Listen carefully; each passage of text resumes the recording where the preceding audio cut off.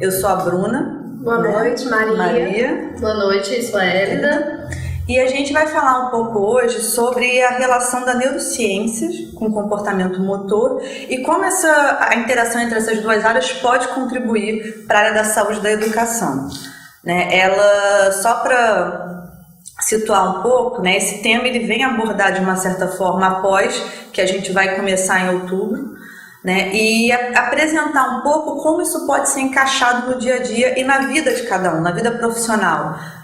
Tentar clarear também algumas perguntas, caso vocês tenham alguma pergunta, fiquem à vontade para falar. Eu não sei quem quer começar falando alguma coisa. Acho que a gente pode abordar inicialmente essa separação histórica que a gente vem vivendo e que, apesar dos estudos contribuírem para comprovar que há uma integração em uma via de mão dupla entre corpo, motricidade, comportamento motor e cérebro, a gente ainda tende a não usar isso na prática profissional. Como é que a gente pode usar esses conteúdos para poder aprimorar a nossa prática profissional, O próprio termo comportamento motor ele acaba ficando muito ligado à educação física, Aparentemente, uma necessidade que a gente vê em termos, por exemplo, se você pega as áreas que em termos de formação básica na graduação, por exemplo, estão voltadas mais para estudar a questão da motricidade, e outra área, vamos pegar, por exemplo, a psicologia, que fica mais voltada para o estudo daquilo que se considera comportamento e cognição. Quando esses profissionais eles saem da graduação, sai junto com sua formação uma lacuna muito grande, exatamente porque não se integra, não se tem um link entre cognição, comportamento motor, e ambas as áreas precisam disso. Então você veja, por exemplo, há cursos que na graduação prisma pelo estudo da motricidade, ele sai carente de informações das neurociências aplicadas à cognição. Em contrapartida, a graduação em que se prisma pela formação cognitiva e comportamental, ele sai carente de entender como a motricidade ajudaria ele a compreender, em termos de avaliação, em termos de intervenção, o paciente que ele vem atender, por exemplo. Então, o curso, a pós-graduação, ela foi feita principalmente pensando em sanar um pouco essa lacuna que tanto prejuízo traz para o profissional quando ele vai atender um paciente, seja ele em termos de intervenção clínica, seja numa avaliação. Que ele possa se sentir mais apto, seja, por exemplo, fisioterapeuta, entender melhor como é que funciona os aspectos cognitivos envolvidos numa tarefa que ele esteja intervindo, quanto o psicólogo, por exemplo, como a parte da motricidade, a psicomotricidade, ela perpassa todo o desenvolvimento humano e está inteiramente ligado com a parte da evolução neurológica do indivíduo. E a neurociência ela não vai de forma nenhuma ficar separada disso, Até pelo que a Hélida e pelo que a Maria falaram, já começa aí a gente a vislumbrar como é que vem essa integração. Então a separação ela foi feita durante muito tempo, uma separação histórica. Na linguagem a gente ainda separa hoje o que é cognitivo, o que é motor. Algumas graduações elas abordam mais cognitivo, outras abordam mais o motor, mas em termos de processamento, como uma informação ela é processada, essas duas entidades, vamos pensar assim, cognitivo e motor, elas não são processadas de forma diferente. Elas sempre são integradas, em alguns momentos uma interferindo na outra, e por algum motivo as formações em geral acabam não abordando essa relação. E quando a gente perde essa relação, a gente acaba perdendo toda a integridade, ou a integração que é o ser humano. Então, quando eu realizo qualquer tipo de ato motor, qualquer tipo de comportamento ele envolve um aspecto motor, seja a inibição desse movimento, seja a realização do movimento.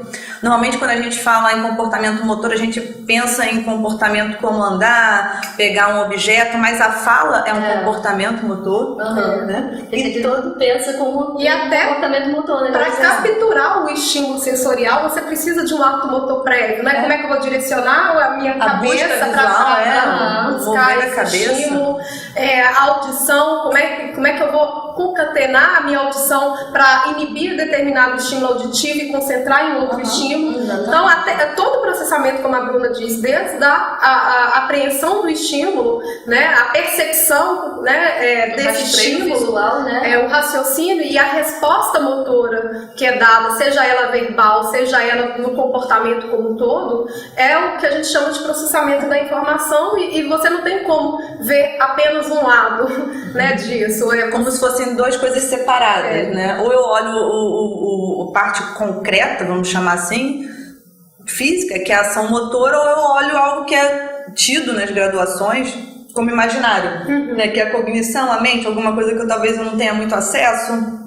separando atenção, percepção, inteligência, linguagem, memória, estrutura de pensamento do que é uma ação motora, né? Que é uma crítica que foi feita, né, com o behaviorismo, que chama até a navalha de Ockham, quando eles tomaram como para conseguir aferir o comportamento humano, eles passaram a observar apenas a resposta motora, que seria o comportamento como se ignorando aí os aspectos cognitivos envolvidos dentro da ação, né? E isso é feito hoje ainda, apesar de, como a Hélida disse inicialmente, todos os estudos não corroborarem essa percepção em termos de atuação prática da clínica, a gente não concatena, né, em termos de atuação dessas informações dentro da nossa prática clínica diária.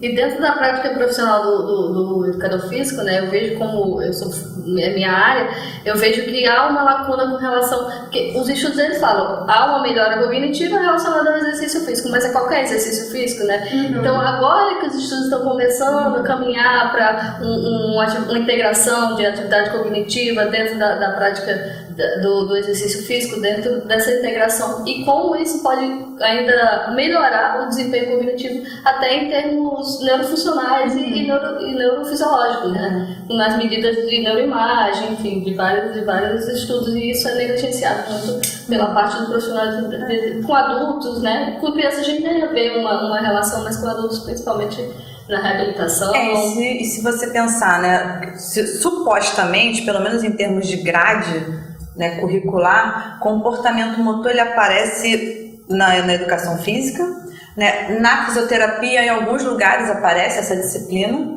e mesmo nesses lugares onde comportamento e aprendizagem motora é uma disciplina na formação, esse link, ele para o profissional acaba sendo meio perdido. Alguns tentam fazer, mas de uma forma talvez não direcionada, onde simplesmente se fala, exercício, vai lá e realiza o exercício.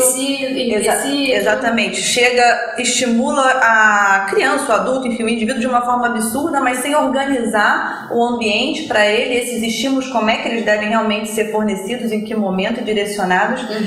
E aí, nesse ponto, né, quando a gente fala, e aí pensando na educação física como um todo, quando a gente fala em esporte, exercício, fica um pouco mais próximo da realidade, mas por isso que a gente aborda, né, e buscou abordar saúde e educação, porque nessas duas áreas os profissionais eles ainda ficam mais perdidos ainda. Sim. Né, em promover esse link, e não só para interferir num processo de aprendizagem básico, né, pensando em pessoas que não têm nenhum tipo de deficiência, né, que são chamadas de normotípicas, ou no processo de aprendizagem de pessoas com dificuldade de aprendizagem, né, saindo aí, linkando a educação com a saúde, falando em reabilitação e como a parte motora integrada com a cognitiva, elas promovem uma melhora em termos de aperfeiçoamento mesmo naquela atividade, seja no tratamento, seja no processo educacional, e é algo que é negligenciado. Isso. Eu acho que falta um pouco de rastreio também, não é? Assim, com relação à avaliação,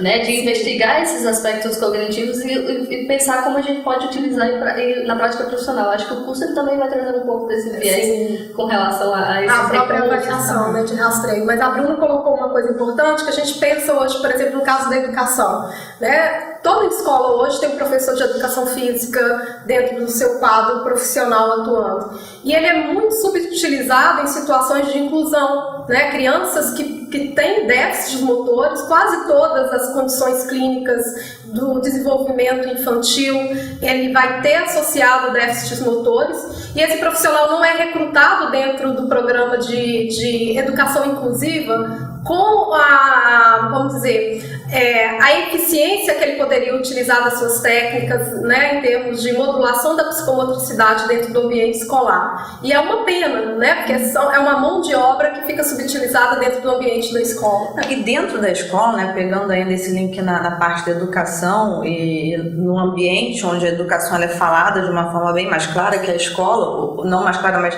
mais direta, a gente vê uma separação grande, né, entre as disciplinas que são consideradas cognitivas e a educação física, que é vista de uma forma área de lazer. Lazer, performance. Tem gente que nem considera exercício, né? Tem gente que fala assim, não faço exercício físico. Mas você não, principalmente adolescente, criança, mas você na escola, faço educação física. Normalmente você dedica 1 ou 2 tempos, no máximo 2, quando muito. E hoje você tem a opção da pessoa nem fazer nada, né? De ter uma educação física teórica. Então, infelizmente, todo o sistema educacional acaba tirando a parte motora, aperfeiçoando, entre aspas, ou tentando aperfeiçoar o que é chamado de disciplina formal, onde se acredita que as crianças vão aprender alguma coisa mais sólida, em detrimento da educação física e não levando em consideração como a educação física ela contribui para o aperfeiçoamento das outras disciplinas. Um cognitivo mesmo. Melhor a essência. O exercício físico ele prepara para a criança, inclusive, depois receber conteúdos com exigências, né, cognitivas em termos atencionais, por exemplo, da atenção sustentada no estímulo por maior tempo, numa fase de aprendizagem controlada. A educação física seria primordial, né, como preparo para receber melhor aquele conteúdo posteriormente.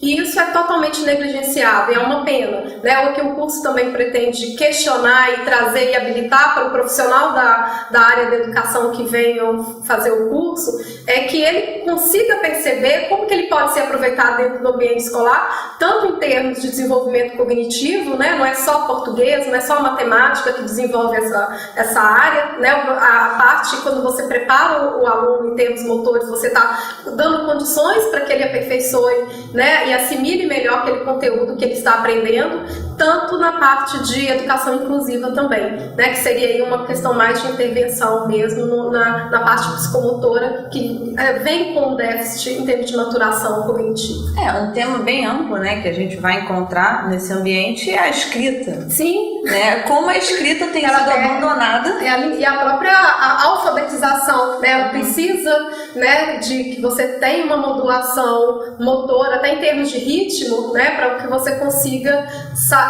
ter um processo de alfabetização adequado. E a gente tem que pensar num contexto da qual a gente vive, em que os apartamentos em que as crianças hoje moram são cada vez menores, os lazeres são restritos ao quarto, ao videogame, à televisão, ao celular, e mais um motivo pelo qual a educação física... E o contato com a natureza, né, que já foi tema que a gente falou aqui sobre essa importância também do contato com a natureza da criança, do desenvolvimento motor, que também faz parte dessa realidade quando a gente pensa no modelo atual que a gente vive. E é pensar, né, dentro dessa relação entre neurociência e comportamento motor, pensar em coordenação motora fina, coordenação motora grossa, equilíbrio, como é que a pessoa ela produz uma relação espacial no ambiente, são aspectos... Espaço-tempo, que é uma coisa tão sutil, né, que a gente estava até conversando com a Ellen, porque a questão de espaço-tempo, ela precede essa parte motora, né, e importante em todos, a questão de espaço-tempo, ela está inclusive na alfabetização. Quando eu sei que uma sílaba acabou e começa outra, quando eu sei que uma palavra acabou e começa outra. E aí falando, né, também da reabilitação, como muitas vezes, né, a gente, e aí provavelmente quem estiver assistindo e já estiver nessa área, né, fala muito em reabilitação cognitiva para indivíduos que têm alguma dificuldade de aprendizagem, que têm algum déficit cognitivo, alguma alteração em virtude de trauma, doença adquirida, né? declínio cognitivo com envelhecimento, e do outro lado, reabilitação motora para algumas questões neurológicas ou aspectos motores básicos. Mas a integração de uma coisa com a outra, ela acaba sendo deixada de lado. Então, como o trabalho a partir da via motora, ela vai ter benefícios cognitivos e vice-versa. Como é o trabalho pela via cognitiva, vai também ter efeitos motores bem acentuados. Só que quando eu vejo apenas um lado, se eu trabalho só a motricidade ou se eu trabalho só a parte cognitiva, eu vou ter um rendimento muito aquém do que o paciente precisa. Ou seja, o profissional, tanto da quem tem um desempenho primário em termos motores, ele tem que entender como que ele pode reportar aos aspectos cognitivos e comportamentais para potencializar o desempenho, seja ele em termos o desempenho em si, propriamente dita, como em termos de uma situação deficitária, quanto quem mexe, né, em termos de formação primária com a parte comportamental e cognitiva, quanto que ele precisa da motricidade, entender e recrutar isso no desempenho do trabalho dele. Sem isso, a gente vai ser sempre um profissional, vamos dizer, cortado também.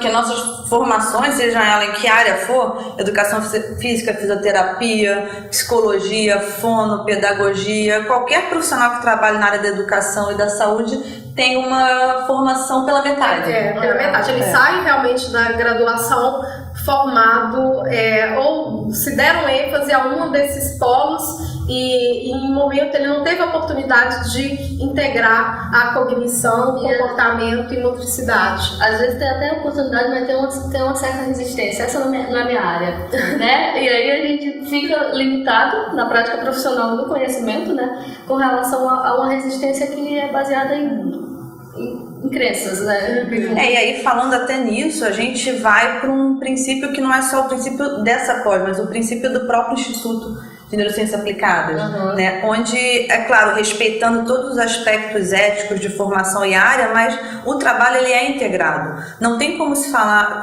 em educação e saúde sem você, e aí, né, só para citar duas áreas específicas, sem você pensar em como profissionais de áreas diferentes, de formações e visões diferentes, eles podem ajudar um indivíduo a melhorar o seu processo educacional, a melhorar o seu processo de reabilitação, mas sempre em grupo, né? Se você ficar brigando, essa área é minha, essa área é sua, então eu sou da área motora, você é da área cognitiva, você não sabe sobre a minha área, isso fala muito mais sobre ego ou qualquer outra coisa do que sobre conhecimento, sobre melhora realmente do outro indivíduo em termos de desempenho e aperfeiçoamento, seja em que área for. Em última instância, você está negligenciando, é até ético, né? Você comete uma infração ética porque você negligencia que o paciente ele tenha um atendimento adequado, já que todas as premissas em termos de evidências, elas demonstram que eu tenho efeitos positivos desde que eu consiga integrar essas duas áreas. Então, eu tendo conhecimento disso e não reportar no uso prático desses conhecimentos, eu acabo cometendo uma infração ética mesmo, né? De não dar acesso integrado ao meu paciente desses recursos que são demonstrados como tendo evidência. Gente, se vocês tiverem qualquer dúvida ou qualquer pergunta específica, né, digitem que a gente vai tentar responder de alguma forma, seja sobre a área, sobre o tema ou sobre o curso em especial, né, que a ideia era realmente falar dessa integração do curso, então fiquem à vontade que a gente vai seguindo de acordo com o interesse de vocês que estão assistindo, tá? E tentar passar essa relação, né? É claro que cada um vai acabar utilizando isso da melhor forma para a sua profissão, mas passar essa realidade.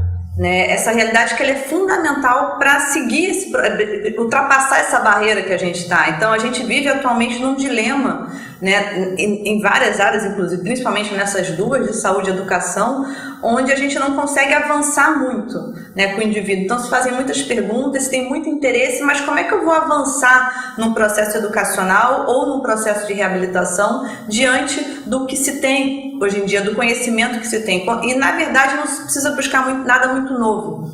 Né? A gente vê as pessoas tentando inventar técnicas novas, tecnologias novas, quando o que se tem é o suficiente, mas é só ser utilizado da forma realmente adequada e correta. Essa relação, né, que a gente acaba separando, e é isso desde o século XVII, essa relação entre corpo e